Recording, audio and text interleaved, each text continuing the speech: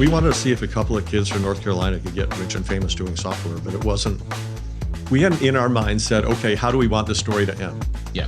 And so when there were opportunities to end the story, we weren't looking for them and we didn't recognize them.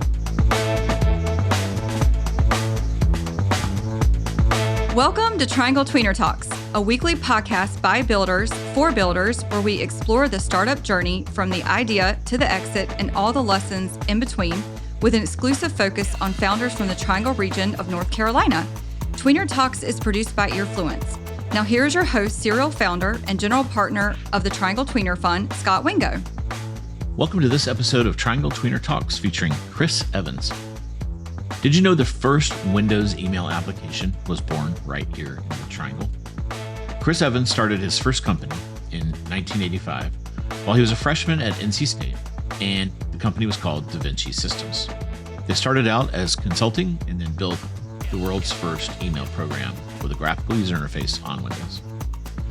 This episode is brought to you by our sponsors, Bank of America, whose transformative technology group helps game-changing tech businesses and founders realize their boldest ambitions across a wide range of technology sectors. Robinson Bradshaw, a full-service business law firm with a passion for supporting the Triangle startup ecosystem. Smashing Boxes, a Durham-based design-centric digital transformation company. And our friends at EisnerAmper, one of the largest business consulting firms with a dedicated technology practice offering outsourcing, accounting, tax, and advisory services. Their experienced professionals serve more than 2,000 technology companies from early-stage startups to public companies. Discover how they can help you across a wide range of company size, projects like international expansion, M&A, or IPO at EisnerAmper.com/tech. And special thanks to our friends at Earfluence who helped produce this podcast. Chris's second company, Accipiter, was famous in the 90s for selling Accipiter to CMGI and delivering a tremendous outcome that later became an even bigger outcome as CMGI rode to the top of the internet wave.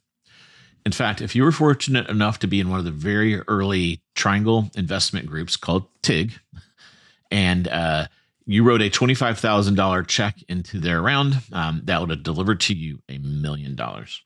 It's a wild story that could only have happened in the 90s during the dot-com boom. And in addition to some great business stories, Chris shares some personal lessons he's learned. And I think as any founder, we can really learn a lot from this. Some lessons around hubris, what to do when the universe feels like it doesn't want you to succeed in some ways. What happens when your best friend basically fires you? So I've known Chris a long time, and some of these stories were new to me and very heartfelt from Chris. I appreciate him coming on. We dug really deep into these because I thought it was really interesting and a lot of lessons for you guys. So we are going to have Chris back on we only covered like maybe 1/3 of his career, which has been, he's done a million things. So there's a lot more to learn. But this will set the stage for that, and I really enjoyed it and appreciate Chris for coming on and spending so much time. And he also bought props. So if you watch the video version of this on YouTube, you'll see he bought some interesting memorabilia from 40 years ago when he had started DaVinci software. So let's jump in. This is a great one. Here is my conversation with Chris Evans. I was born in Buffalo, New York, moved to Rochester, which is about an hour and a half. It's like the Greensboro of Buffalo, if you will. And then when in 1980, my dad took a job with Nortel and moved the family down here. So that was just before I was starting high school, which was great for me because I didn't really relate well. I was the only computer geek I knew in my small town in New York, and didn't feel like I had a tribe. And I come down here, and by some small miracle, the Enloe magnet program here in Raleigh had just started. Even though I was woefully late to the party, they wound up making room for me. And so my first day of school in North Carolina was on a bus that had two of my co-founders from my first company, as well as a number of other people who were sort of, deeply smart, interested in the same things that I was interested in, really passionate. They would spend a couple hours a day to go to a school so they could take an extra hour of math or science or Russian or whatever. And so all of a sudden I was sort of dropped into my tribe, and it was like a rebirth. It was very exciting. Yeah. Yeah. People may not remember Nortel. So that stands for Northern Telecom. And it was a Canadian company that had, was selling, they sold like the back end gear for telephone companies. Yeah. Yeah. When you have a phone office and I want to, back when I want to call you and I punch a bunch of numbers in and then it goes through a switch to be able to connect to you. Those switches first were analog, and then Nortel pioneered a digital switch. So these things were happening in silicon. Yeah. And it made it very clear. It made it run with a lot less energy, made everything run more efficiently. And Nortel was like right at the front of that. And it turned out my dad was running the technical support for that wave of new products that they were launching. And so he was kind of in a key position of making sure that when customers had a problem, that they were resolved very quickly. Yeah. So I saw that and, kind of came up with soldering irons and circuit boards and wiring things. And, that was like the stuff I would do for fun with my brothers and sisters at that time. Yeah. Was your dad technical, or he just kind of gotten into this through being a manager of support? Yeah. So he's technically, he didn't go to college. Unfortunately, his dad died just after he graduated high school. And so he wound up going straight to work to put his younger brother through high school and into college. But he wound up being the 13th man on a 12-man Wurlitzer assembly line. So he had to basically be able to do every job. And then he was working basically on phone lines and services, like out on the line poles, going into offices, correcting things, eventually working his way into management through that way. But he always knew sort of in depth how all the things worked technically, what was going on. Yeah, so a self-trained tinker kind of thing. Yeah, and I think that was a value that came in through the house. Yeah. Do you have a Wurlitzer? I don't. You should get one with like the bubbles. A Wurlitzer is a jukebox. And at this point in time, they're probably paying 45s. Is that like little? Oh, yeah. Like kind of more records? Yeah. I mean, just really probably one of those things that, went from being nobody knows what that is to it being retro cool these days. So I probably should have gotten one 10 years ago when nobody wanted one. Now it's, now they're probably hard to get. Yeah. Yeah. They're tricky. Cool. So then I didn't realize that Enloe was such a, I know the magnet program, but I didn't know like there was such a concentration of folks that we would hear about later.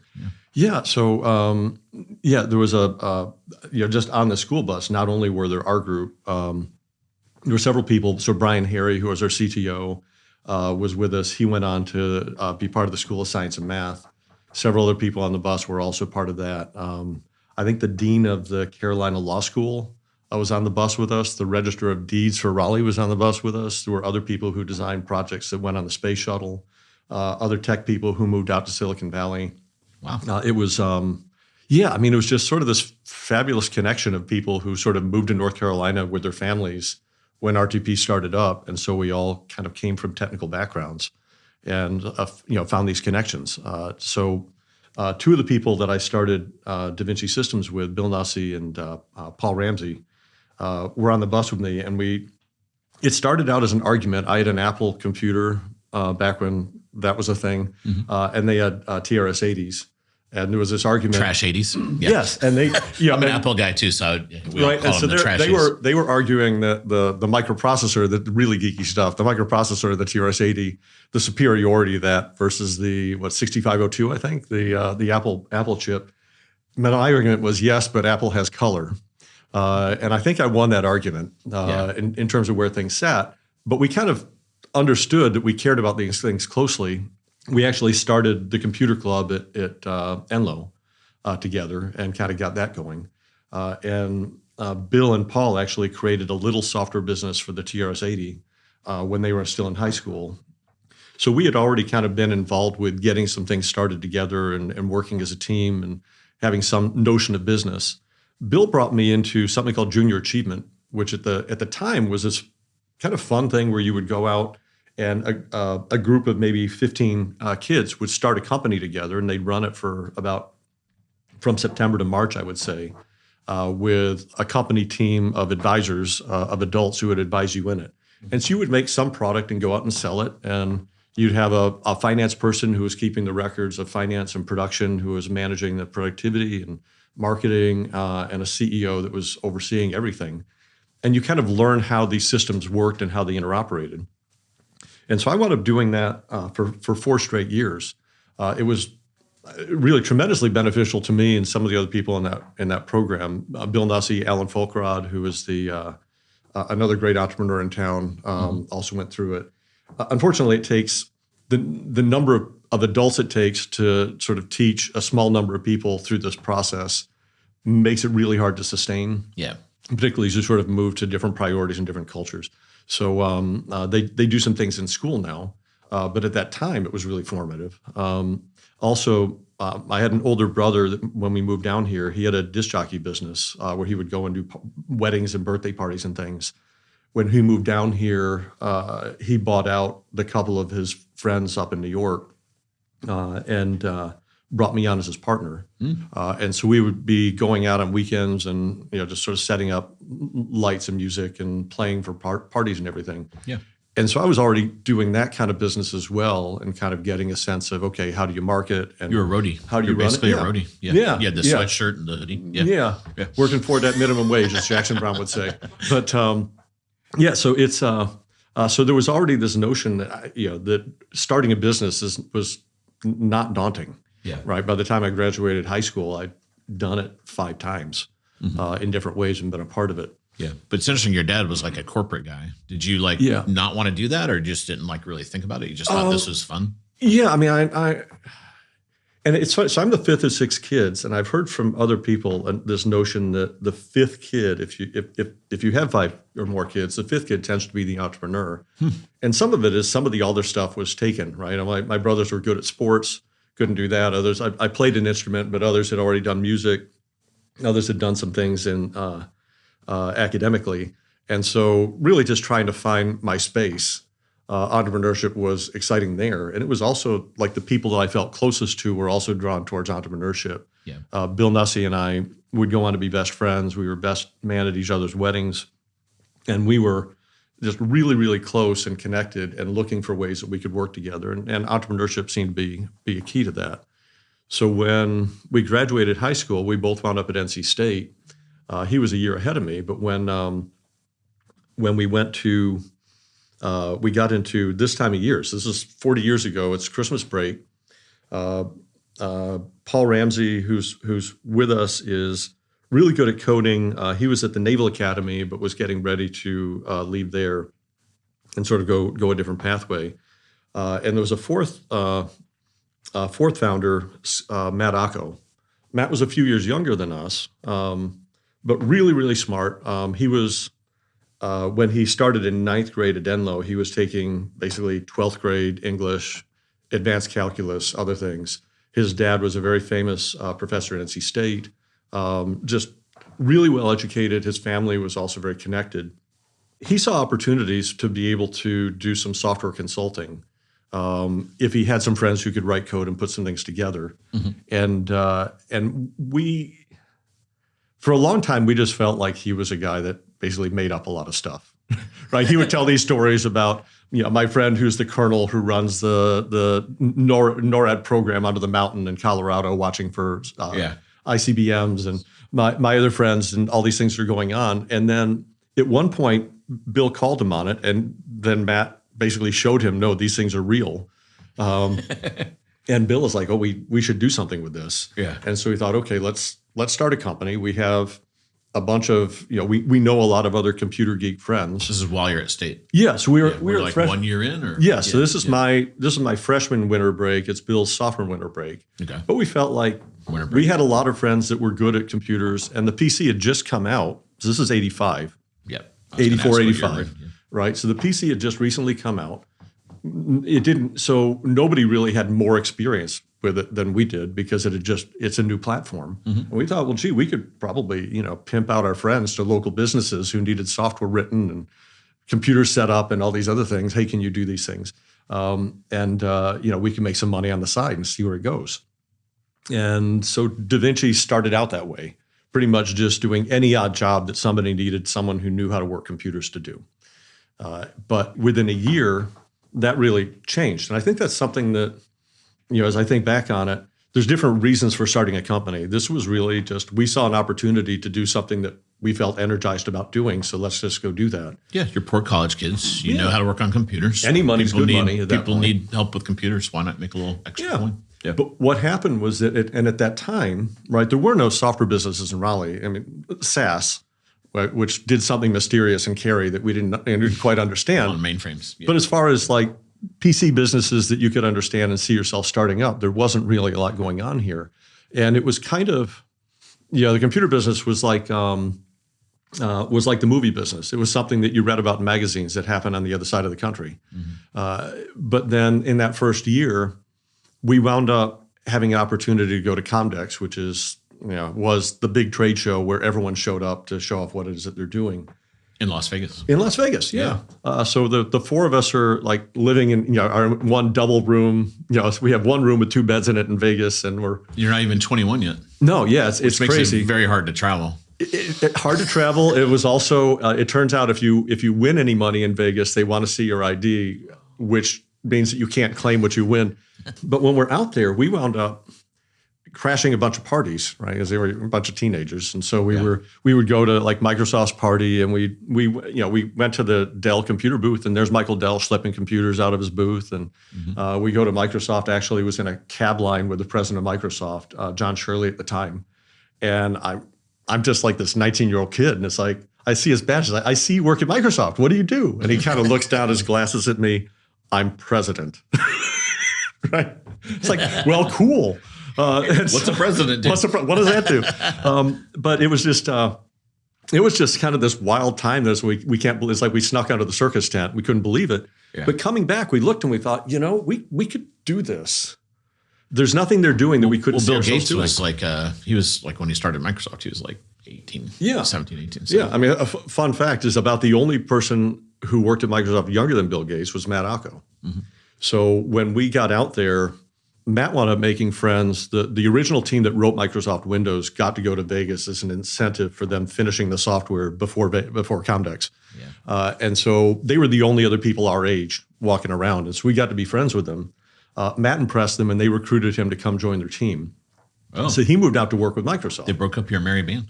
Yeah, but it was a good thing because Matt gained a lot of intelligence. At that point, Windows was this thing that Microsoft was pushing that was kind of graphic-y, but nobody knew if it was going to catch on, where it was going. It's odd to think of now, but it was by far a certain thing. What Matt knew, because he was on the team, was that IBM had basically decided to give the win to Microsoft and make Windows a part of IBM's platform, which meant it was going to be a part of everybody's. Yeah. So we knew in advance that Windows was going to blow up.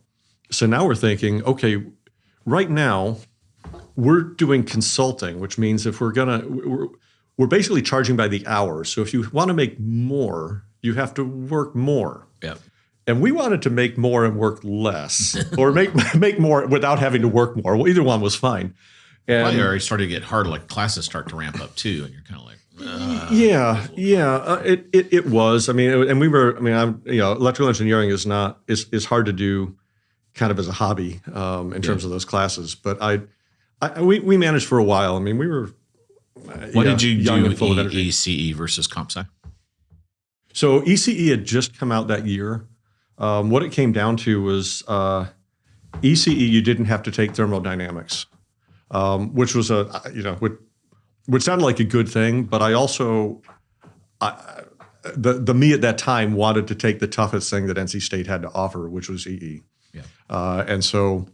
And at that point in time, comp sci was in the math department. I had the same thing at South Carolina, and it was kind of boring because like you couldn't learn some of this engineering stuff was interesting, but like over there, it was no design theory, none of that kind of stuff. It was just like more math, like a lot of math. And the first also is back end loaded, so you'd like do almost all math for the first 2 years, and then a little comp sci in the back end. And I was kind of like, when do I get to program? Well, the same thing was with engineering. Year 3, you'll get a lot of programming. Like, I kind of want to know. The same thing with engineering. It wasn't until my junior year I realized I'm never going to learn how a TV set works in this electrical engineering degree. I thought I was going to learn sort of all the magic of how the things around me worked, and I realized that's I guess beneath what I would be doing. But they load you up with a lot of math. The only computer science class I wound up taking was just depressing. You went into this basement. There were a bunch of green screen terminals where you typed a bunch of arcane stuff into a computer to make it do what everyone else had done before you. There was no creativity, no inventiveness. And in high school, you already had an Apple IIc, I imagine. So you already you already had a personal computer that was color. So now you're like going back into the old school. Yeah, and overall, and I think this is different with computers now. People buy computers to run code that other people have written. Yeah. Right. And when that original space with like an Apple II, mostly you had a computer that it was like a blank canvas. You could make it do anything that you could imagine. You just had to sort of learn how to make it do that. And some of it was iterative. There were magazines that would have like games that you could put on your computer by typing line by line every line of code written in the magazine. Yep. And run it. And inevitably you get some things wrong, but you learned about how code worked by debugging it, where do I think the code went wrong? How well do I understand the code to understand if this happened, it must be in this section. And then you can go and say, well, gee, I want 5 lives instead of 3. Where's the code? Where do I tweak the code to do that? Or I want to change the ending of the game so that it does this. And so you're not necessarily starting from scratch, but you're modifying things and you gain that power. Yeah.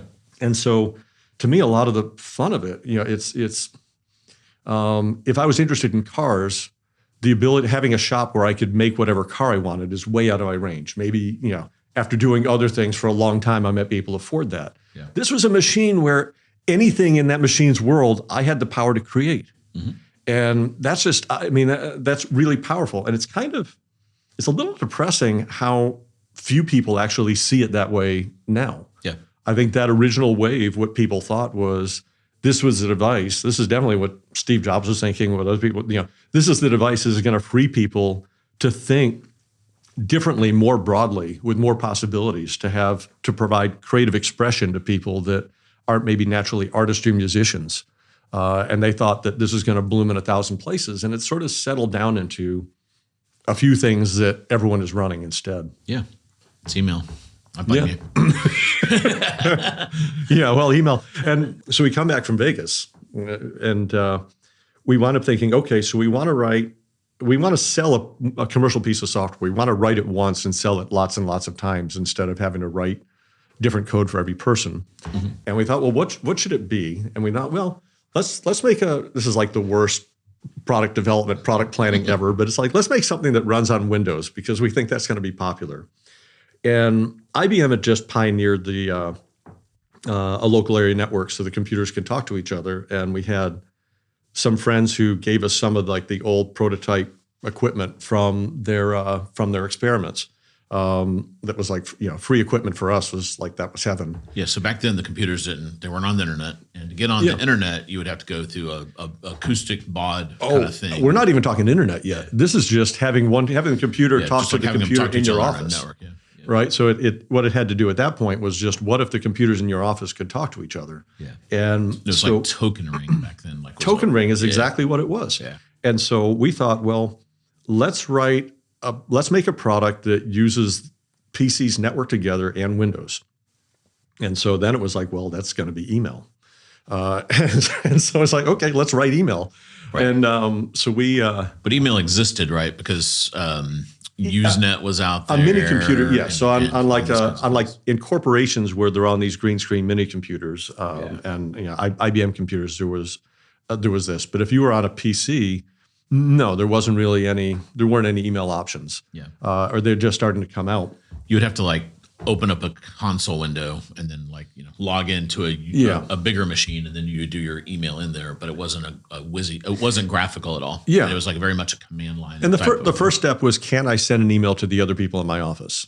Yeah. Right. Just when, if you can connect the computers, what would you want to do? Send email to each other and share the same printer. So everyone didn't have a printer, and maybe share the same file server so that we can all access the same files together off of a database, let's say. Mm-hmm. So what we wound up doing, we wrote the first email to run on Microsoft Windows, the first graphical user interface email ever, as far as I know. Mm-hmm. And so we had to, talk about just open space. We wound up writing, how do you attach a file? Oh, you need a paperclip icon. We did the paperclip icon. You did the paperclip. It's you're attaching something, which right? is a precursor to Clippy. Yes. I'm Clippy's godfather. Yeah. And boy, that's pretty an obscure reach back. You're going to have on the YouTube, there's going to be like an explanation of what Clippy is. It pops up somewhere right about there now. But the guy that wrote Clippy lives in the Triangle now. Oh, does he? Yeah, he worked first at Channel Advisor. His license plate was Clippy, and he was like ironically proud of it. Yeah, it would have to be ironic. It was. But sort of just creating this program to see what we can do with it. And so it was strategically, so there was like no market, right? It was there were some computers that were being networked together, and there were some companies that were trying to figure out how to run Windows on those computers. Yeah, there was too many ands. It was like you had to have a PC. You had to have more than one PC. Yeah. And you had to be in an office, and you had to have a LAN. And they had to be running Windows. Yeah. So that's a lot of ands. So not a big market, but as it turns out, in a sort of in a Forrest Gump sort of way, we sort of stumbled into something that was fortunate, and that was that Microsoft was trying to convince the world that Windows was a serious platform that businesses should use and not just a toy. And so they were featuring all these programs that were being developed to run on Windows. The problem was a lot of them were painting programs and other things that just sort of reinforced that toy thing. Yeah. But then there was this email. So every time Microsoft was doing something on stage with a lot of people, they were showing off this DaVinci email and, hey, show how this email works and how you can send email in this graphical interface. So we were getting a lot of this. It seems like they'd be your biggest customer, because where's the biggest concentration of people that are on Windows, have PCs, and have networked them? It's got to be Microsoft and IBM. Yeah, it does. They weren't. They weren't, and that's a different. Yeah, I'm not even sure. I'm not even sure why, but they weren't. But they were excited about having a bunch of developers. Yeah, and it turned out there were these big companies, Fortune 500 companies, all had their IT departments working on how are we going to migrate to Windows. And so we had lots of really big brand name companies wanted to do demos. Now, had we had thousands of customers, it probably would have killed us, because we were, again, like 20-year-olds in a rented apartment on Hillsborough Street trying to do these things. It was actually sort of a much better glide path to be sort of innovating where people found it very exciting, but not having to support thousands of users like that immediately. So but we wound up having sort of a lot of visibility, a lot of energy. But we had some time to figure out, okay, how do we really make a product? The first version was it was not great. There weren't really any design systems in it. There was a Silicon Valley company that wanted to buy us, or wanted to buy the product and publish it. And software publishing company, SPC, almost nobody would know it now. But they had some people who were really good in product design and development. And so they sent their team out, and they basically helped us make the product that actually would be a good product with the right feature set and the right design components. So you signed that deal that they would help you distribute this? We did, and then they canceled. They got afraid at the last moment, canceled it, and we wound up with 100% of the rights to what we were doing. Nice, but they helped you kind of. Yeah. So there was a dark moment, right? Because we thought this is when we finally get paid. It was at that point. I had to decide. This is in 87, 88. I had to decide to not keep going to classes. I couldn't work out a way to be in town during midterms and finals because we were just traveling a lot and everything. So it was, it was a little bit scary that all of a sudden it's like, okay, where we thought the money was going to come from is not coming. Yeah. But do we still believe in it? Are we still energized by it? Yes, we are. Then let's go keep chasing it. So they had some kind of advanced, and once you got to a gold copy or something that they approved, they were going to pay you a big advance. And by the time you got there, they basically it just did. Yeah, they just vanished. And back then you needed publishing companies because a lot of software was bought and you've bought some visual guides. Yeah. It was physical, right? Yeah. So it wasn't SaaS. Yeah, and you could even it wasn't e-commerce. You could just order and have it shipped to you. Yeah, when you bought software, we actually mailed them the software. Yeah. It was that long ago on floppy disks, and none of those hard disks, actually floppy disks. Yeah, so that was kind of fun. Yeah, and then there were actually places you could go buy software. So there was for consumers, there was Babbage's and a couple other places. But even then, there were business places you could go and look at software and buy it. Yeah, yeah, and it was in boxes. And that was where shelves and stuff. channel strategy became really important to us. So in any given town, almost no business was just going to buy our stuff and set it up. They were going to pay somebody local to set up their local area network and make everything work. And so the key was to have the leading companies in any town be resellers who sold our software, so that they would say, okay, here's our proposal for you. We're going to install these wires, and we're going to install this hardware, and we're going to install this printer server, and we're going to install this email. Yeah. And so the email was a way that they could make good margin on the setup that the customer would always buy. And what we needed to do is be able to find and cultivate those relationships, so that even when some storms came a little bit later, that we had that channel network gave us some stickiness, gave us some momentum that allowed us to keep going. But it was super fragmented. You'd have some entrepreneur in Columbus would set up Columbus computers, and then like typewriter people were doing it because they were like, oh, typewriters can go. We're going to move to this. Yeah. So you had some of that. You had computer people. You had mainframe people, like Burroughs people were trying to get into it. And they were called VARs, value added resellers. Yes. Yeah. VARs. Yes, they were. Yeah. Yeah. And so what we had to do was be able to develop that. And some of the way that we did that was, and we're competing. I sort of fill in, so we start to get some traction. I'll get to where the VARs are, but we start to get some traction and some notice. Magazines are writing about us and everything. We wound up creating a character-based. We figured out that there weren't enough people running Windows. We went back and created a character-based version of our product. Probably the only company to do a Windows version and then a character-based version as well. And we had to add Mac and some other versions as well. But once we did that, we got to where we had competitive reviews in magazines. We wound up coming in #1 in PC Week and InfoWorld and these other things. We were rated highly across all these different products. And so this is like by 89, we were at the top of the heap. Everyone wanted us. And really, the alternate timeline is when we sold the company in 89. Yep. Because that was, when Microsoft decided that they needed to have an email product, and other companies, WordPerfect had a suite, they had a spreadsheet and a word processor, and they wanted to have email. Lotus wanted to have email. So these big companies wanted to have like Office suites where they were selling you everything all at once. And so we were about to come into a place where these big companies were trying to give away the email to get somebody to buy a suite of product, and we're still trying to sell it independently. And we had people come and ask us about, sort of inquire about, do you want to be acquired? But at that point, from an entrepreneur standpoint, and this is like young entrepreneurs, we're like a fraternity. We're just having fun. It sounded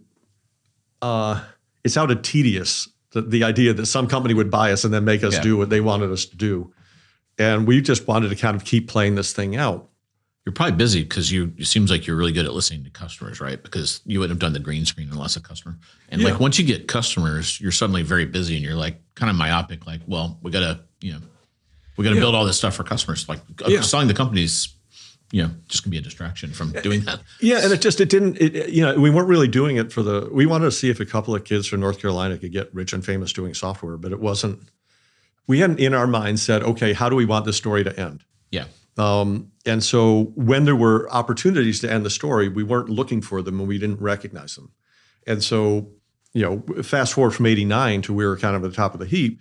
A couple of years later, we're competing with companies like Microsoft and others who have, their coffee budgets are larger than our revenues. Yeah. But they, and we're still trying to sort of keep up with them and be able to compete against them during that time.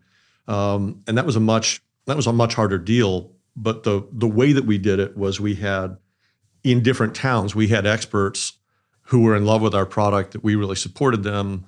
We did a lot of work to find, there's out of 80% of the resellers that you have are garbage. They're almost never going to sell anything, and they're going to want to take a lot of your time. And so you kind of have to have these places where it's like, oh, do you want to be our platinum reseller? Because our platinum reseller has to meet this certain sales quota, but then we're going to take you and give you this extra education and certification programs and like lock you in where you have something that you don't want to lose, so you stay with us. Mm-hmm. So we had to do a lot of that, and we did contests for them. Some of these stuff, these T-shirts and everything, were like sales contests we had. Yep. Where we had one that this was the Autobahn That was Surf and Safari. They each had a theme. So Surf and Safari, the winning reseller got to go to Hawaii. The Autobahn, they actually got to go to the Autobahn in Europe. This was a baseball themed one, and they got to go to the World Series. And so we were creating like T-shirts and caps, and there was a trip to Italy where we would send their significant others Italian cookbooks and Italian phrase books to sort of get them, hey, how are you doing on selling this product? I really want to go to Italy. Yeah. A lot of things that were just really deep and specific and memorable. We couldn't we didn't have the budget that a large company had just to throw cash incentives at people. So we had to do something that was creative that would really kind of stick out from other things that they were doing. And that was actually John Ostapnik, who had spent time at Novell and really understood this game, was someone that brought that expertise in. We also had Don Rainey, who has been now a venture capitalist here, but we brought him in. I didn't know Don entered the story at this point. Don was our head of channel marketing, and so he'd built for Novell this reseller program where he had done that, find the 5-10% that are doing all your sales and lock them in. He'd done that for Novell, and then he came over and really executed that program for us. Yeah. And we became close friends. And so later when I started Accipiter, Don was I asked Don to be my independent board member there, and gave me great advice. And that ultimately led to his role with Inner South Partners and with other venture partners. Got it. Going in with that. Okay, cool. So, yeah. All right. So it's so started in 84, and then you talked about 89, and then past that. So where does the story end? So in 90, really, so by 94, even though we were kind of holding our edge. So you're 10 years in. We're 10 years in. 92, I actually wound up departing the company, and it was awkward. Bill fired me, my co-founder. Okay. Best man at my wedding. Yeah. And I get it. Basically, we had venture capitalist investors in the company, and let's back up. And so it seemed like you bootstrapped this for quite a while. When did VC kind of enter the picture? Yeah. Couldn't imagine a freshman. 89. So Novell actually made an investment in us, and then Wakefield Partners made an investment in us. Tom and Anna Nelson, before Steve was involved, were involved.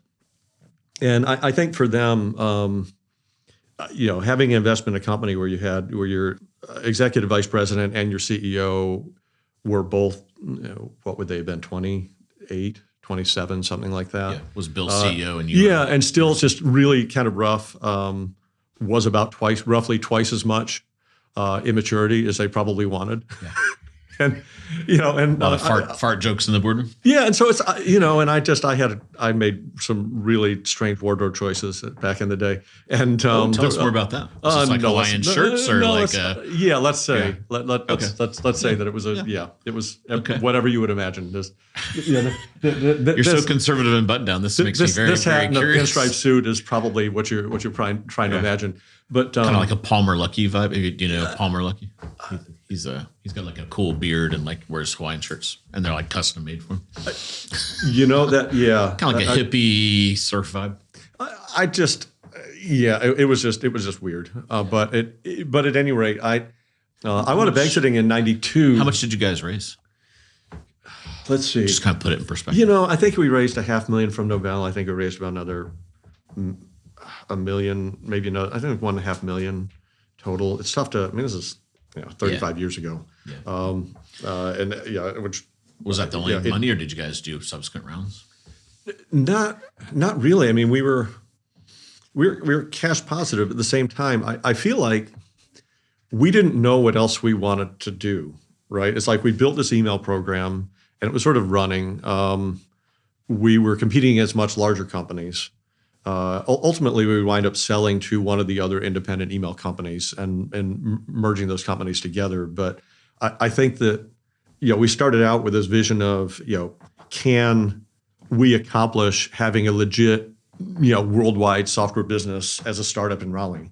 And once that box was checked, I'm not sure we ever sort of came back and said, well, what's the even bigger, hairier thing that we want to do, or that we weren't on the same page with? So it seems like you could have, in hindsight, with wisdom, with the age, you could have like done a suite or like, there's like customers probably wanted you to do like more productivity stuff or who knows. Yeah. I mean, they were looking for other things, but we were also kind of fighting to stay, fighting to keep people believing in what it was we were doing in the face of these large companies. Yeah. You had a full frontal attack from everybody. Yeah. And it was hard. I mean, with Microsoft, you have, for several years, they're, we're on their shoulders and they're cheering and saying, look at these guys, they're the greatest ever. And then, and then I'm sitting next to Steve Ballmer saying, I don't believe, why are you still in this business? We're going to roll over you. Yeah. For God's sake, get off the ship and do something else. This is just a slow moving train wreck. Yeah. And it was just sort of hard hard to hear. And I think at that time, it felt like a betrayal. I think now I understand if there's sort of a kindness, right? That there actually is like, I'm worried about you. There's nothing, I have to make the choices I'm making. I'm not going to not do the business that I need to do for that because I'm worried about you. Yeah. But that doesn't mean I'm not worried about you. So there was kindness. It was tough to see kindness back then. Yeah. But when I think 22, tough love doesn't land very good. Yeah. But it was, I think that we, the ability to sort of imagine where we wanted to take this thing next was a little bit hard. So Nussie fires you in 92. Yeah. And then that sucked.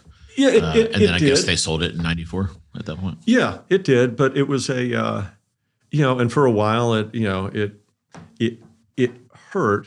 But ultimately, and Don Rainey gave me some great advice, was not to hide from it. Mm-hmm. It's a thing that happens, right? And when you're talking to somebody else about what goes on, they're going to take their cue of what is this and what isn't it based upon how you talk about it and how you react on it. And so to me, there were some things I needed to learn. I needed to have brokenness. I was, at that point, a cocky kid who thought he was the smartest guy in the room and didn't mind everyone else knowing that's what I thought, right? And I had to kind of go through this brokenness to be able to, I think, be better at what it is that I'm doing. Right, that guy was not going to gather the kind of trust and have empathy and have situational awareness to be able to create what I wanted to create down the road. It wouldn't have been on my bucket list of things that I wanted to have, but at the same time, looking back, I'm happy to have had it. And Bill and I are still best friends and really connect well. So it didn't. It didn't damage anything important. Yeah. Yeah. But so DaVinci kind of played itself out. The 40-year anniversary is this year. So that's, we're celebrating that. Congratulations on that. That's pretty wild to think that's been that long. And and there's so many, there's different spin-offs, right? So, and you, Chris bought pictures. You probably won't be able to see them on the camera, but we're going to put them into the show notes and, kind of show you what an office looks like. Here, I noticed there's a Playboy bunny there. Not politically correct now. But, is that what that is? I don't. It's probably not. You don't even know what it is. I don't know what that is. Yes, you do. Come on. It looks like a duck. Come on now. Is that like a duck sideways? No, that's a Playboy bunny. And then lava lamp. These are fun for ambiance. But what's funny when I look at pictures from my offices is like how big the computers are and the screens are. They're just like embarrassing. There's a picture of Brian Harry working, and he's the CTO because he has two big monitors. Yeah. Company mascot's a parrot. Yeah. So we had this is Brian. This is funny. I recognize him by the back of his head. Yeah, and we had so many people. So Brian Harry, who was our chief technology officer, and a couple of other guys went off and started One Tree Software that created SourceSafe and went on to Microsoft. We had. Don Rainey, of course, had some entrepreneurial ventures of his own and did work in that space. There were a number of other companies that spun off from DaVinci or entrepreneurs that were launched from DaVinci. And that's, I think, from a legacy standpoint, and I think you probably feel this too, that in terms of the lasting value of what you've done is this notion of other people who have learned how to and gone on to start other companies as well. There's a legacy there. Yeah. One of the greatest joys of my life are the opportunities I have to take a great team working on a worthy mission, out on an adventure, to do something that nobody knows whether it can be done or not. Yeah, that's the fun of it all. And when you do that, it's yours forever, right? And anyone on that team I could run into in the mall or I could run into out at a park or wherever. And it's like we have this thing together, like a team that's won a championship or something. Yeah. That you always have this connection, and this is something that you've always have done together in terms of this group. And I mean, to me, that's one of the greatest joys. If that's not a part of why you want to be an entrepreneur, then you're really missing out. And particularly starting as a group of 4 founders who went off and did this together, I think it really cemented that value. Yeah. Yeah. This one's fun. It's got so it looks like it's that you guys were in like those business suites over Hillsborough. Looks like, is that right? Yeah. Because I think we're looking out onto.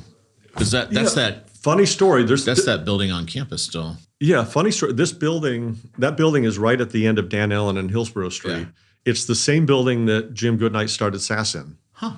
Okay. I'm sitting right on the corner of Dan Ellen, and so, which is a great office to be in because at least once a week somebody would get T-boned in that intersection. Yeah. And look you at all just the have power this great lines. It's view. interesting, like how many wires there are. Yeah. Right now, they must have like minimized that. Yeah, I remember they would throw shoes on them. Like I didn't understand that when I first came. It was like something in the meme past. before people knew what memes were. Yeah. It's a. What's the story on the Blues Brothers here? So that's Bill. Yeah. So Bill Nussey is on is my co-founder is on the right. Let me see that. Yeah, Bill's on the right, and then Bill Burden, who also shared an apartment with Bill and I, is the other guy. He was our graphic designer. So all the cover art and everything else that we did, he was doing that kind of work, designing our paperclip icon, all those other things. And so back in high school, they had this Blues Brothers thing they would show up in parties with, and so they made a reappearance. But it really was almost like a fraternity. We had one office in the back that had a bunch of video games there used to be an arcade in downtown Raleigh that one of our employees was the owner of, and so it was in a warehouse, and he thought, I'll just move them in here. So we had all these old video games. We had another room that just had like a little plastic swimming pool and a palm tree as a beach. You could hang out. And one time we filled, I think it was Brian, we filled his office like entirely with balloons for his birthday. Yeah. And the amount of static charge of a room full of balloons, they just start popping by themselves. Yes. We hadn't really thought about static charge and floppy disks and hard drives and everything. Erased all the. Hadn't really thought that through. I think we survived. Backups were good things to have. Yeah, it was good. Cool. Where'd you guys come up with the name DaVinci? Because this is what it was called when it was consulting, or later you pivoted? Yeah, so it was DaVinci Systems was the company, and really we felt like we're this drawn to this idea of technology also being a form of art. Right? How do you take, in terms of software, that there's creative expression to it, and DaVinci was somebody who did that, right? Even when he was designing, helicopters or designing machines and everything, there was always sort of art to it. He was always interested in that sort of fusion of art and architecture and design and engineering, and so he was kind of a patron saint of that way of looking at it, I think. Yeah. And so we just at that point, all names were available. It was a greenfield. Let's grab DaVinci. He didn't really mind that you took some of his designs. Yeah. The copyright had expired on this. Yes, we had the free art. Yes, it just, it's like all the free art was also a fortunate choice, I would say. Yeah. Yeah. Okay. So kind of a good run. So lasted 10 years, sold the company. 2 years before, you had some kind of a little wake up, kind of a, hey, I need to reevaluate. When they sold the company, was that a positive thing, or it kind of like basically didn't really get back what was invested? No, it was.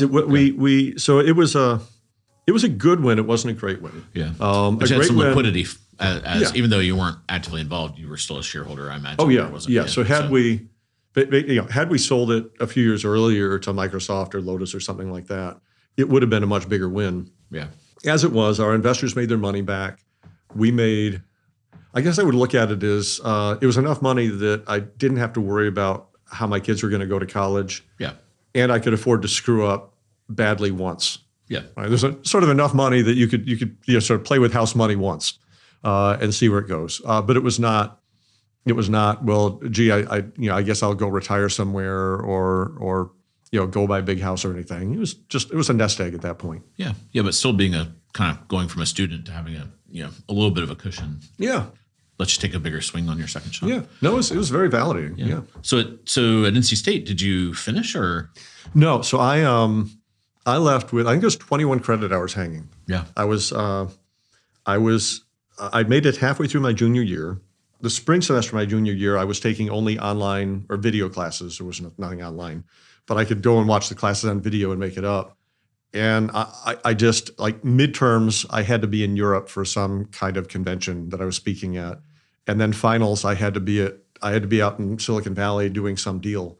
And so I spent about 3 days having my schedule annulled, going from various dean offices to dean offices, and thinking I could there's probably better use of my parents' money than doing this anymore.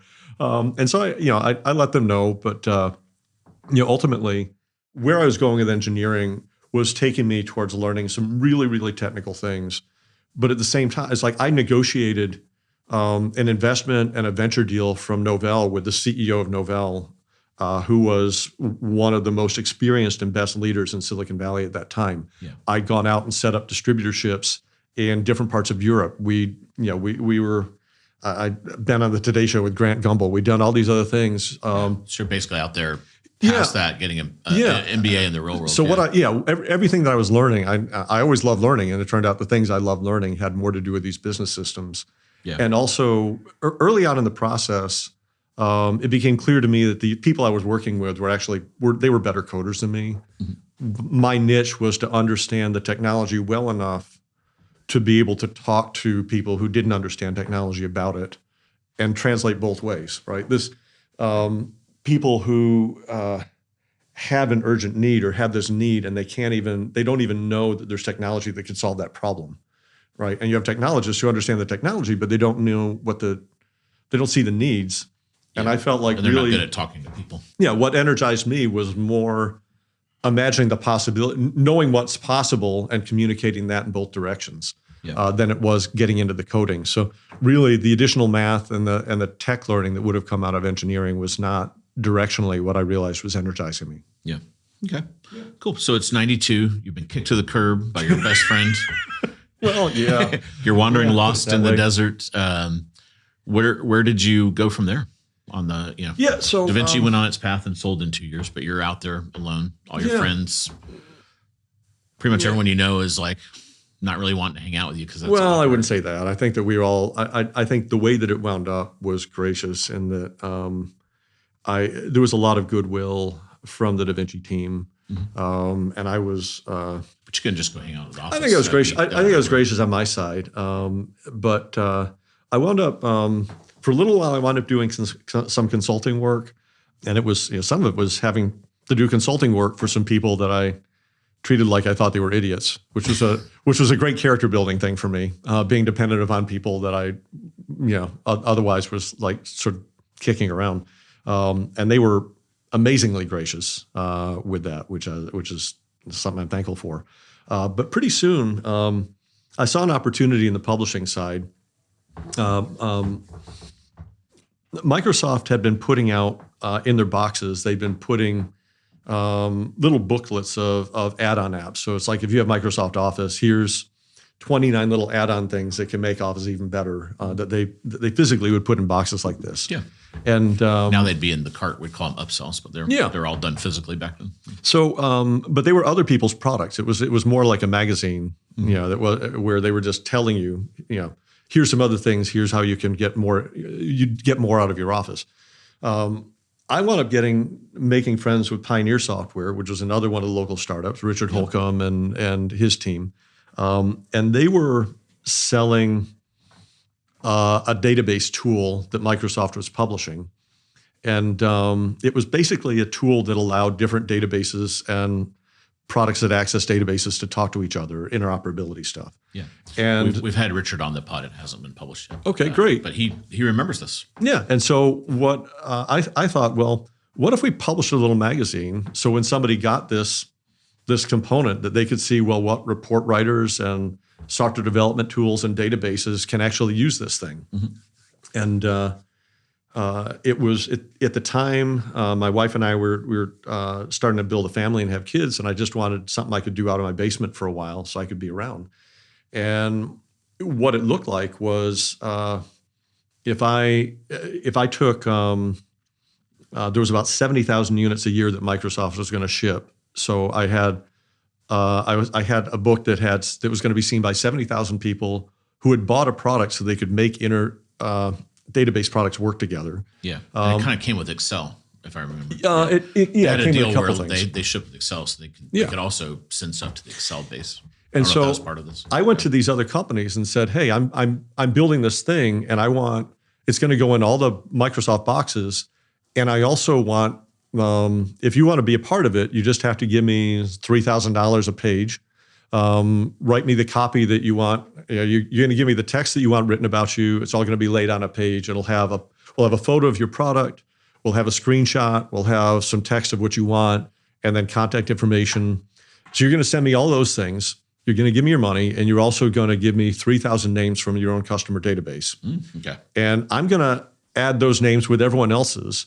And this is going to go to a group of people who have already bought a product like yours or that you're interoperable with." Yeah. And so we wound up doing like 150,000, 180,000 units overall. Now, the biggest magazine within this segment of database stuff was maybe about 35,000. I was delivering a product that had massive circulation, really well qualified. And kind of the strange thing is that I was bringing nothing myself to the party, right? I was just being the middleman that enabled this thing to happen.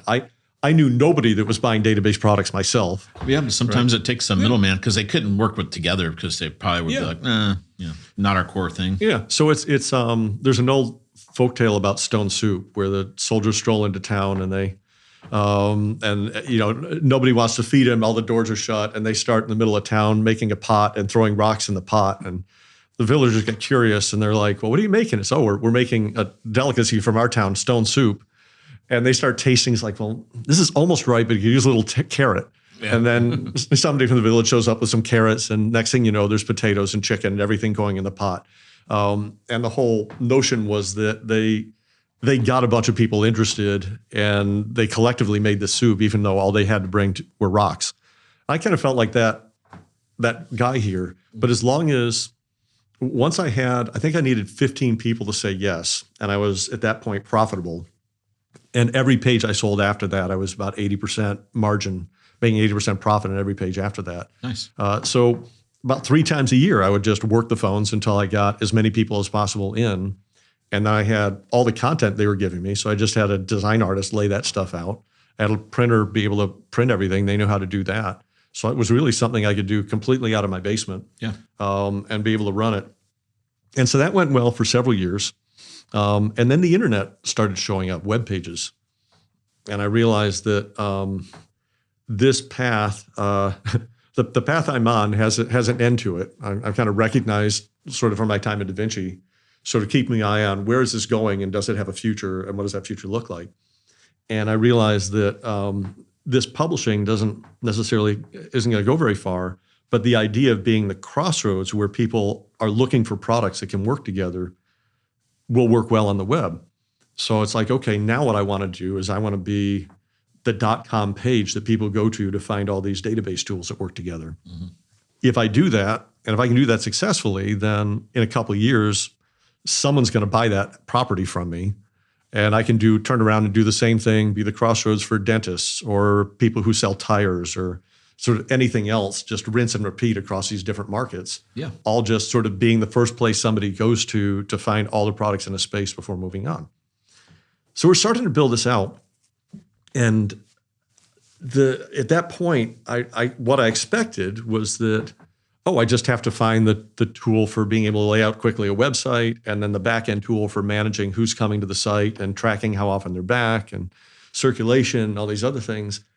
And then I can't find anything. I wound up having to pay somebody like the next version of my DaVinci Systems, some local consultant who writes software to write this web page for me. And it's like, well, this doesn't do this and this and this. It's like, yeah, nothing does. I'm like, you got to be kidding me. And then I called friends of mine from back in DaVinci days who are now running big websites, Zip Davis, who are running all the PC magazines and everything else, saying, okay, how are you managing your content? How are you managing your advertising? How are you managing your tracking who's coming to your site and how often they're coming back? And they were like, oh, God, we're having to write all that stuff ourselves. It's like a nightmare. In HTML, just raw HTML. And he said, but wait, but listen, if anyone else tells you they're using something, will you call back and tell me what they're using? Well, you hear that a couple of times and you think, I'm on the wrong side of this question. Yeah. And so Now, had hot software started yet? Because they were like going to eventually poke around in this. They were early getting started, but they weren't focused specifically on this. Yeah. A publishing business, and most of the websites that were ad supported were, coming out of guys that were making magazines. A magazine is a three-legged stool. You have to make content, you have to sell advertising, and you have to have circulation. And each one of those things has got its own management process. And so I was thinking, okay, I'm going to build a software suite that focuses on those three things, and I have this customer base that I know is looking for it. This time I actually got funded. Duke had an entrepreneurs conference every year in February, and this would have been February of '96. It was just a couple months before my son was born. And I'm speaking at a panel, and Mitch Muma's speaking at a panel. And it's crazy how these things go. So we know each other, but we haven't done business together. Mitch is with InterSouth, at that point, the heavyweight venture funder locally. And he says, well, what are you doing these days? I said, well, I've got this magazine that is aimed at people doing database software and working together, and I'm looking at bringing it online. And he's nodding and saying that's nice, and I can see between his eyes sort of this disappointment that he wished I'd said something that he could consider funding. And I said, you know what? Forget I just said all that. What I think needs to happen is there needs to be a software platform for all these guys who are taking their products to the web. And he's like, that sounds interesting. Let's talk this week. So I spent a couple of days building a business plan around this. We spent a couple of months. This is crazy. He was doing due diligence on this idea the same time I was writing the business plan and doing my own due diligence to see, is this something I want to throw my life at? They agreed that it was something fundable. I think we did like $250K with another $250 if I got something done. And so we kind of could precede what we would call then like a little bit of a seed. It's a little toe in the water. But for me, I opened my checking account with my venture check, which is something I never expected to do. Pulled a team together, and we were focused on these three areas to build this software. This was called Accipiter. We called this Accipiter. And where'd you come up with the name? .com names were starting to disappear, and there was a day where I thought, okay, I can spend the next 3 or 4 days failing to find a name that I can get the .com for, or I can just start in the A in the dictionary and get to the point where the first word I could stand putting my company after that had an open naming my company on that had the .com available, I would take. Interesting. And that was It guarantees your whenever you're alphabetically listed, it helps. Yeah. Oh, it does. And that was the thing that with DaVinci Systems, we knew that we saw in the number of times where reviews, they did it in alphabetical order. So DaVinci Email was ahead of other mail products that were like mail this and mail that. We were D, so we had an advantage there. And I thought, well, yeah, if you're going to have a name, you may as well be really alphabetically high. And it turns out that we wound up focusing just on advertising, and so all of my competitors were add this and add that, and being an AC versus an AD was like that was really that was a really good choice to have made. People. Thank goodness it was available. Yeah, it was. If you'd gone to the ADs to the maybe if I gotten a little bit further down, but it turned out that it worked well. So we started the company. We spent the summer building out software, and just kind of developing something. I had a target. There was a conference in San Francisco that I wanted to be able to launch the product at, because I was just worried. Right now, there almost was nothing out there. I wanted to be one of the first ones out and be able to get there. Yeah, it was probably one of the internet conferences. It's funny to think about this in hindsight, but we used to have computer conferences. Let's all get together and talk about computers. Yeah. First day that would be nonsensical. And back then there was internet trade shows. Yeah. And if you wanted to create buzz, you needed to show up at one of a few places. Moscone and I thought I could get there. And so we had this team working all summer to produce something that we could at least demo. August of '96 was really rough. So the day of my first company board meeting with Accipiter, Don Rainey I've invited in, Mitch Muma, who's my It was my venture capitalist is on the board. So there's just those two and me.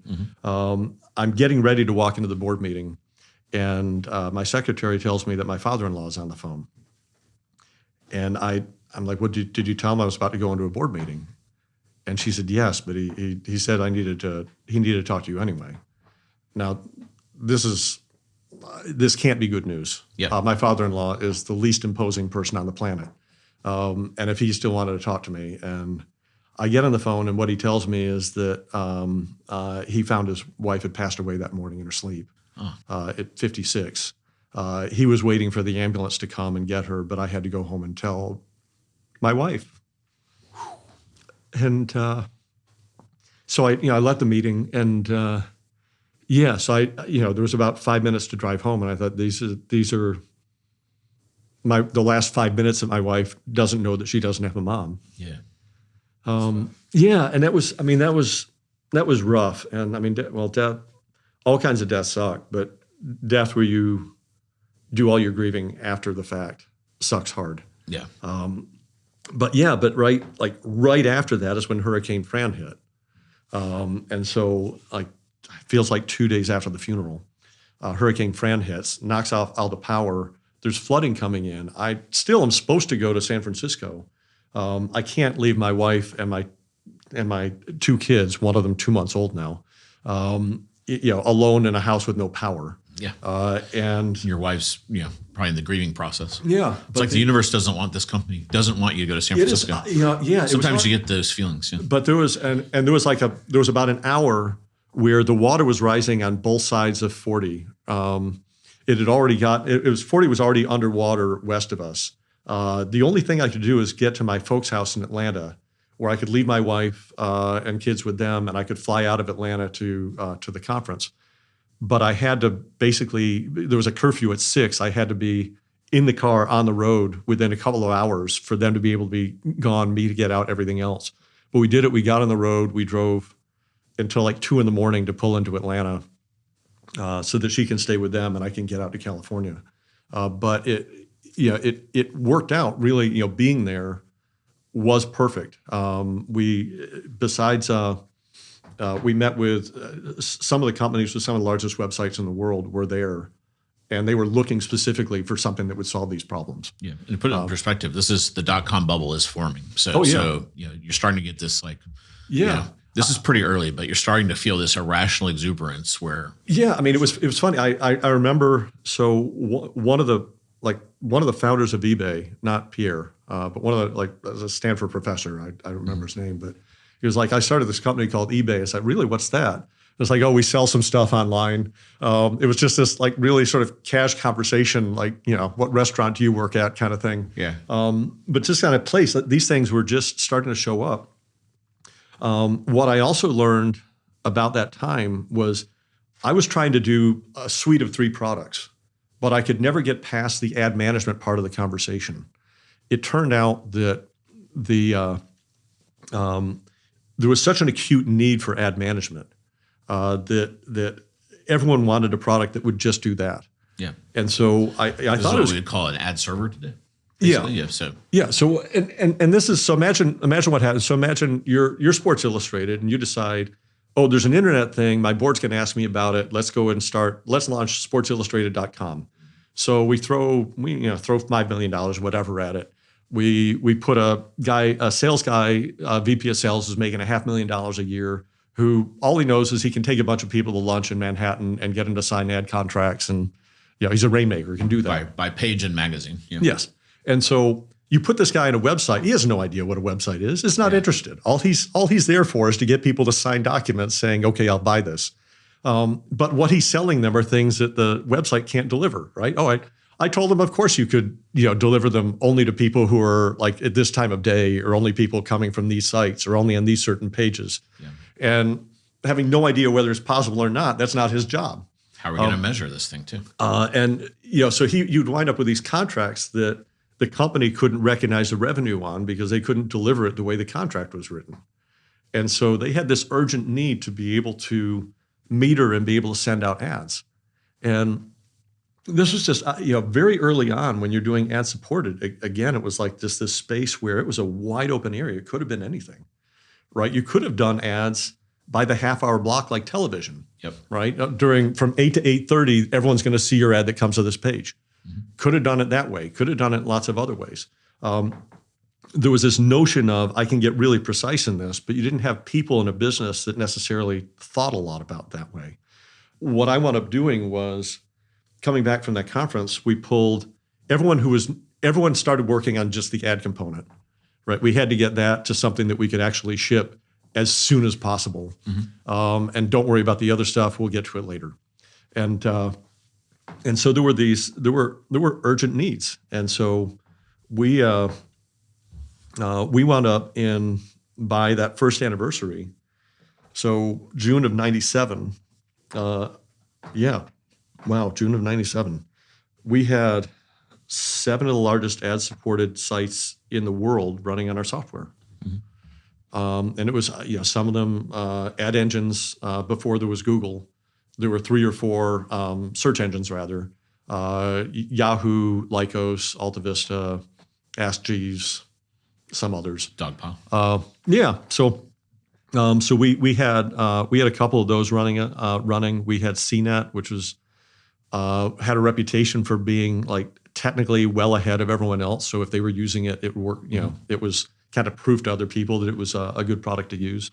And we wound up capping it off in June at the end of that first year. We brought all the Microsoft websites, so MSNBC, MSN. They had a whole suite of websites where they were trying to get hard into this business, and they chose us over our competitors to be the product they were going to use. MSN was money because whenever Internet Explorer was the number one browser, whenever it opened, it would auto-load MSN. So it had like the highest page count. Yeah, of them all. Exactly. So you had, they were, it's funny, when Google first showed up, everyone was like the world needs another search engine. Yeah. Here's who's stupid enough to invest in that. Yeah. Was kind of where things went. And obviously Microsoft was going to win because they were in everyone's box. Their browser was coming in DOS. Of course it was going to win. So having that was really key. So we really had this great position in running. We had some worthy competitors, but they were none of them were big companies. And this was part of the reason. Something I liked about this was that the problem that we had in creating DaVinci Email was that ultimately we created a product that you could predict a company much, much larger than us was going to want to get into that product, and we really had no way of defending it. Yeah. Right? There was no way we could keep them from taking that territory. We'd chosen a very fertile, important strategic piece of land, but we had no way to defend it. And so we were just we were improving it for the sake of somebody else who was going to eventually move in. Mm-hmm. With this kind of product, nobody was ever going to buy 1 million copies, right? So now what I thought about with Microsoft is Microsoft can't afford to make a product they're going to sell less than 1 million copies of. And so I could safely play in a product where you were selling fewer copies. We did it on a subscription basis, so they had to keep paying us to use it. So we were able to generate a good sort of recurring revenue stream off of it. Early SaaS before we knew to call it that. Yeah. Yep. Yeah. So we played out that way, but it was sort of on this line that made it not so attractive to giant companies to want to come into that space. Yeah. Also we had this at ChannelAdvisor, by being this intermediary, it makes it, you're Switzerland, and that keeps some of the big guys out, because Microsoft at that point in time, ultimately they couldn't do their own ad thing because they didn't want people to think they were setting the price. Like it helped to have an independent piece out there. Yeah, it did. And which kept some of the big guys from coming in a way for a while. So there were a couple of companies. So NetGravity was a Silicon Valley startup, started about the same time as us. Hummer Winblad funded them. This is the first time I learned that venture capitalists aren't Switzerland, because they would run interference. I would go out to Sand Hill Road to try to raise money for Accipiter. And what I eventually came to realize is that Hummer Winblad was basically shooing people away from us because they wanted to have a winner in terms of where that was. Yeah, if you invest in that company, we're going to crush it and you'll get a zero.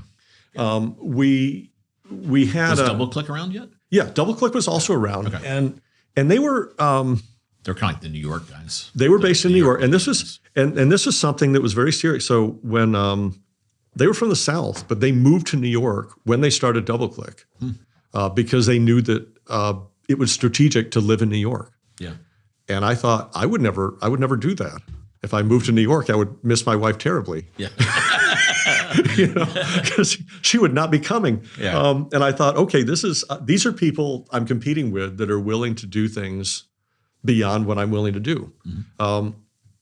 The culture at Accipiter was also different. I think with DaVinci, it really was kind of this. Everyone is around all the time. It's like half frat house, half company, and almost a badge of honor to be at 10 o'clock and still be people around.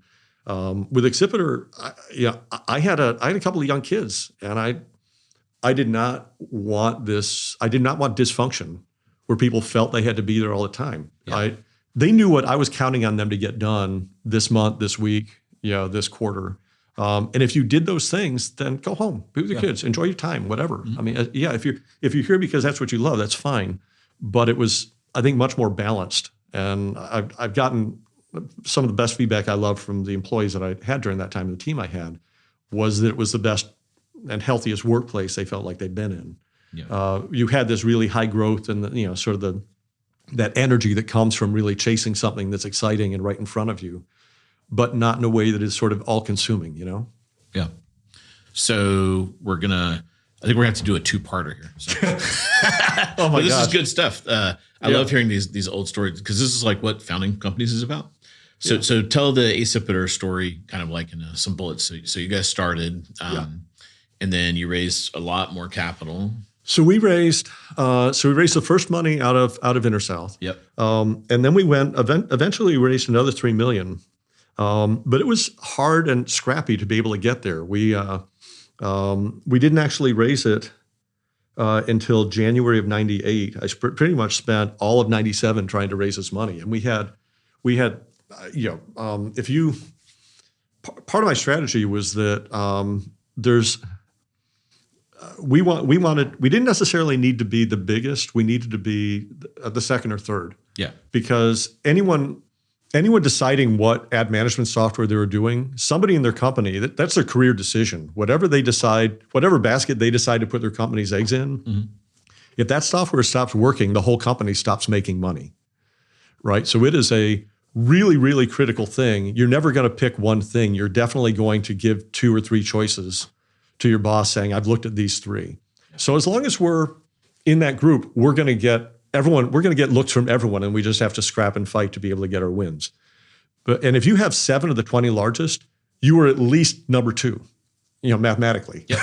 Yep. Right? So having that was a very good place to be. And when you're riding a boom like that, a boomlet, it's like a wave. And let's say net gravity ends up being number 1. Well, they're going to get taken out by someone, and then everyone's going to want number 2, 3, 4, 5. Yeah. So there's this very domino thing that happens as these markets form. And and there were a bunch of lessons that we learned in that. But as it plays out in January of '98, so we just raised money, and Net Gravity, it turned out, did file for IPO. DoubleClick, our other big competitor, filed for IPO. My board was saying, okay, this market is starting to pop and fire off. You need to figure out what you're doing. So at the time, remember kind of like what your revenues were, company size? Still relatively low 7 figures. Yeah, million, maybe a couple million. Yeah. But we had, and this was the thing that I recognized was that we didn't have. In order to go public, I felt like what you needed to have in your hand was you needed to have a certain amount of revenue, you needed to have a market presence, and you needed to have a market size, and we had a market presence, but we had a massive market presence, within that space. Our market size was limited because we were selling commercial software, and all the IPOs were, what if you disintermediated the big word at the time, right? What if everyone bought their cat food and dog food through you, or what if everyone bought their garden tools through you, or whatever? Or more consumer. And everyone was like, "Oh, you'd be doing billions of dollars almost overnight." And they watched this happen with eBay. They watched other groups with this happen. We were never going to sell $1 billion worth of ad management software, right? So what I needed to do was I needed to find another company that didn't have market presence but had that market size story, and whose revenues I could add to my revenues to be able to make a case for an IPO. Yeah. And so I went out and basically started thinking about, okay, what companies could I pair ourselves with where I would upgrade these three lines, upgrade to something that got me jacks or better, basically in each category, or something good enough. The one that was obvious to me was a company called Engage. They were building behavioral profiles. The first company that had this notion of, what if we could look at people across different websites and get this idea of, oh, that guy, he's a skier, and that one's a golfer, and that one's looking at going to college, and that one's got mesothelioma, or what? And this guy's thinking about buying a car. Yeah, this guy's thinking about buying a car. So what if you knew that about them and could sell that information to the next website they're going to? Mm-hmm. Right? What you're saying is, what if you could make a penny for every ad running on the internet? Mm-hmm. That's a lot of pennies. That's your $1 billion market Superman story. 3 business model. Right. So, but the thing was that they had written software to do this, but until they had people using their software, they didn't have any vision. Right. You had to be participating in their network to get a look at it. Yeah.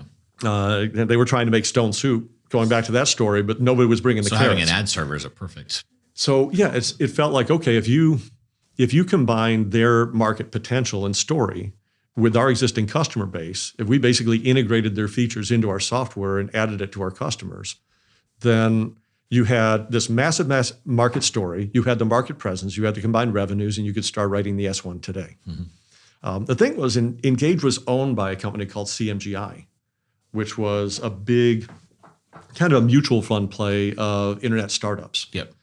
Dave Wetherill was the guy running it, really savvy guy up in Boston. And several of his big portfolio companies were using my software. And so we had some conversations. We'd even had talked like a year earlier about acquisition, but he felt like his stock was way undervalued, and I felt like we hadn't really shown what we were capable of enough to get the value I wanted to capture. Yeah. But unlike with DaVinci, I knew what I wanted to have happen. Basically, from the time I started Accipiter, I knew that if we could sell it for this much or more, that was going to, that I should do it. Right? There was no sort of, I want to pass this on to my children kind of fantasy. Yeah. It was, this is here to do a particular thing, and everyone here knows it, and this is what we're going for. Mm-hmm. So you learn from your mistakes. I learned from my mistakes, and another important thing is that it can be very valuable to have a good relationship with the CEO's receptionist or admin. And so Shannon, who was Dave Wetherill's admin, I called up and I said, "Can you get me a meeting with Dave?" And she said, "Yes." I said, "What's it about?" I said, "I'd rather tell him what's about when I get there. Could I ask that favor from you?" Yeah. And he's like, "Yeah, okay." So I fly up to Boston to meet with Dave. And I think I'm just going in, sitting in his office. I get there, and there's like 12 people around the table. And they guessed what you were going to talk about, I guess. Maybe, but there's like one of them. So the guy on his left is like, "Yeah, here's my CEO I just hired last week. Mm-hmm. And here's my other CEO that I just hired this week." Yeah. It's like, did either one of you know you were not the only CEO being hired? And clearly they didn't, right? So this is a weird situation. But I basically said, look, I'm looking at what's going on in Engage. And clearly, you can't get traction because you don't have what I have, which is the market presence. But I think if we put these things together, we could write the S1 today. Yeah. And he says, and he pauses for a second, and he says, "I'm disappointed I didn't see that before you did, but I think you're right." And I wasn't really. I should have thought several moves beyond that, because I just thought, what if he thinks he's right? But it'll probably take him a while. But he was like ready to go, and he says, well, what do you? Eventually, it's like, so what do you? Obviously, we'd have to buy you. So what do you think you're worth? And now I'm thinking, okay, I just raised money at like an 8 million post, and so. If I can get everyone sort of 3x at least return back or better, nobody's going to complain about what it is I did. I said, obviously there's a lot to work out, but I think 40 is a good starting place. Yep. And he nods and he says, I thought that's about what you'd say, which is like, damn it, I'm at 60. It stinks putting out the first number. But it worked out well. And actually, one of the things I tried to build in was, because it was such a fast exit, sometimes with venture funds, it's not like having a quick exit. You're still counted as having that money be invested for 3 years, even though you might have flipped it in a few months. And so I tried to negotiate 10% of the equity essentially going on to the residual company. And so that being basically I'm going to give you your money plus a multiple back, and then bring you along for the ride beyond it. I got that for the employees. I wasn't able to get that for the investors, but it was still, just the flight home was like, did that just happen? Yeah. It was just kind of amazing how quickly it came together. Yeah. So this is legendary in the triangle because CMGI then exploded and And evidently the escrow, every deal has a little escrow holdback in addition to your 10%. Like the urban legend is the escrow ended up being worth as much as the company that sold. So if you had, or more. So back before there was one of the first community venture groups here was TIG. Yeah. Triangle. Yeah. So one of the last, right after I'd sort of finished closing on the money I needed, I'd already had this TIG thing written, and and so I did a pitch, and some people lined up afterwards, and they, sort of wrote checks to me at the end of the meeting. If you had written a $25K check to me then, and you held on to the stock for 2 years, which was a holding period, a little bit less than the holding period that we had. So people got stock in this. You basically got CMGI stock. Had you held on to that stock for a 2-year period, it would have been worth $1 million. Yeah, that's pretty good. CMGI stock basically split. It doubled every quarter. It just went asymptotic. It was. There was a time if you didn't sell then and you held on another 2 years, maybe it would be worth less than 25. Actually, not weeks, not years. They were the fastest growing stock on NASDAQ up to the 2000, the time that the internet bubble burst, in spring of 2000. Yeah, 2000. It was actually, Y2K was propping it up because everyone was pouring money into updating their systems. And then people sort of stupidly assumed that their sales would continue at the same rate the quarter after Y2K as it was leading up to it. Yeah. And didn't. And then there was sort of this massive fall off in all directions.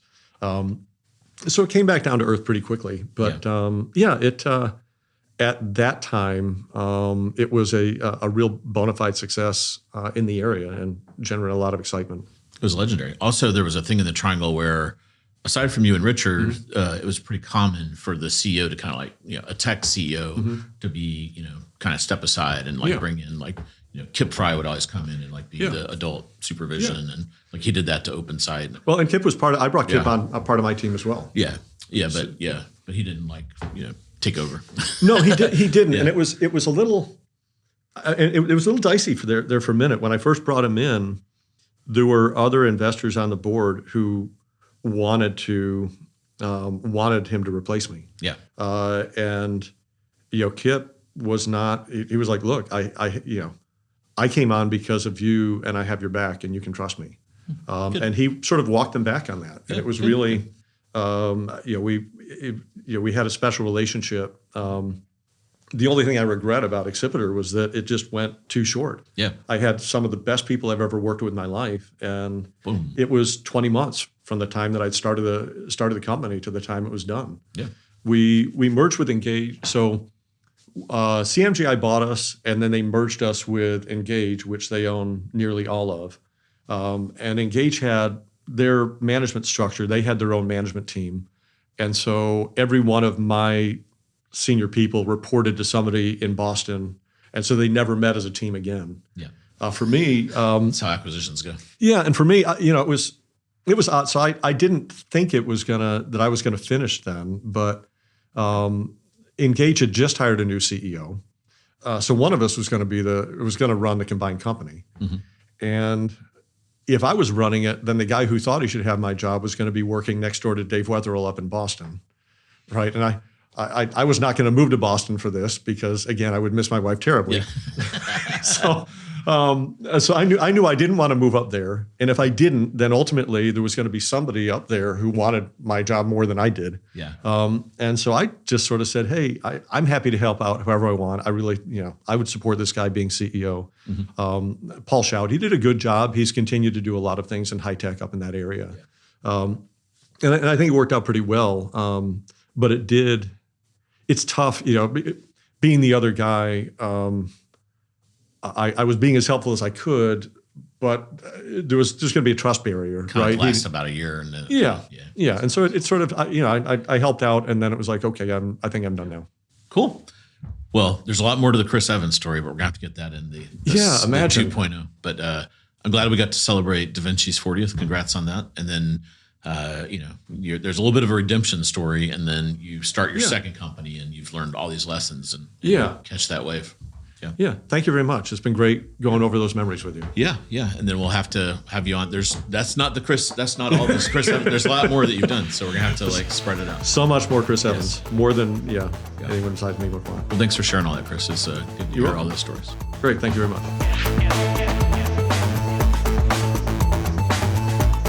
For more tweener content, check out the Triangle Tweener Time Substack at tweener.substack.com. For more tweener content, check out tweenertimes.com. Thanks for listening, and we'll see you again soon on Triangle Tweener Talks.